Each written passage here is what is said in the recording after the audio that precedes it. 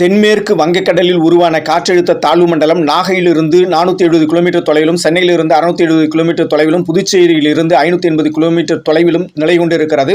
தற்போது 13 கிலோமீட்டர் வேகத்தில் தமிழகத்தை நோக்கி அது நகர்ந்து வருகிறது. நேரமாக நகரின் வேகமும் அதிகரிக்கும் என்று சொல்லப்படுகிறது.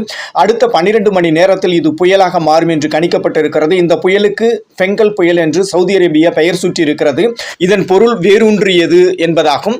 இந்த புயல் நாகைக்கும் புதுச்சேரிக்கும் சென்னைக்கும் இடையே இன்று அல்லது நாளை கரையை கடக்கும் என்று எதிர்பார்க்கப்படுகிறது. இதனையொட்டி கடலூர், மயிலாடுதுறை மாவட்டங்களுக்கு ரெட் அலர்ட்டும், சென்னை உட்பட 10 மாவட்டங்களுக்கு ஆரஞ்சு அலர்ட்டும் கொடுக்கப்பட்டிருக்கிறது. நாம் அனைவரும் பாதுகாப்பாக இருக்க வேண்டிய தருணம் இது. தமிழக அரசு விரைந்து செயல்பட்டு சம்பந்தப்பட்ட இடங்களுக்கு பேரிடர் மீட்பு படைகளை அனுப்பி வைத்திருக்கிறது. பாதிக்கப்பட்ட இடங்களில் இருக்கும் பொதுமக்கள் அடுத்து வரும் அவசர உதவி எண்களை தங்கள் தேவைகளுக்கு பயன்படுத்திக் கொள்ள தாழ்மையுடன் வேண்டுகிறேன். நன்றி, வணக்கம். உங்கள் முத்து விஜயராஜ், கிரிட்டல் சேனலுக்காக.